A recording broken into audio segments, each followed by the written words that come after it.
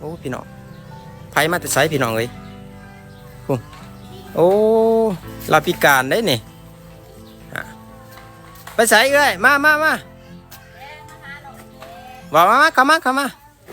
โอ้สงสารนี่เอ้ยไม่ยังขึ้นมายังสิมาเข้ามาสบายดี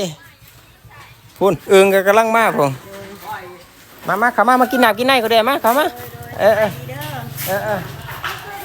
เข้ามาเพื่อนกูท่านแล้วยังสางอยู่นี่มาโอ้พี่น้องเอ้ยเตือนแล้วมาหามื้อนี้น่าสงสารสบายดีเอ้ยสบายดีไปจังไดมาจังไดนี่มาหาน้องหิแด้อยากให้น้องซอยเรือหิแด้อยู่บ้านไหนล่ะอยู่บ้านนาดาน โอ้อยู่บ้านไกลๆนี่บ่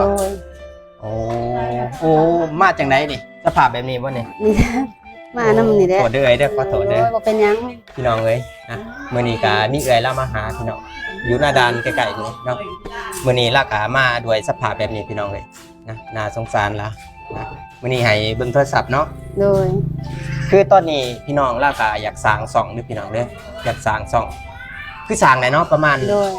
บ่ถึงเดือนเนาะสิฮอดเดือนเดียวโอ้ดีเด้อพี่น้องช่องเพิ่นเด้อพี่น้องฝากติดตามได้เด้อพี่น้องให้กำลังใจเพิ่นเด้อพี่น้องเด้อนะสู้ๆเด้อไอ้เด้อเดี๋ยวจังได๋ก็น้องก็สิช่วยเด้อนะช่วยหยังก็ช่วยผลักดันนี่แหละเด้อพี่น้องฝากกันเด้อพี่น้องเด้อเป็นกำลังใจให้พี่น้องเราก็บ่มีผัวเนาะเป็นพิการพี่น้องมีขาข้างเดียว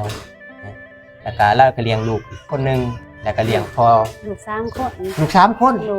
ว้าลูก3คนพี่น้องแล้วก็เลี้ยงพ่อกับพิการเนาะตาบอดบ่ตาบ่เห็นหุงไปไว้บ่ได้ถือว่าเก่งหลายเลย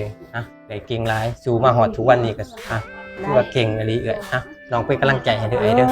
ขอบใจหลายๆเด้อน้องเอ้ยฝากกันเด้อทุกคนเด้อฝาก2ลาได้เด้อนี่เด้อนะฝากไปให้กำลังใจเราเนี่ยเราสู่อีหลีพี่น้องเราเลี้ยงลูกเลี้ยงพ่อพี่น้องเอ้ยสู้ๆด้วยเด้อสู้ๆขอบใจ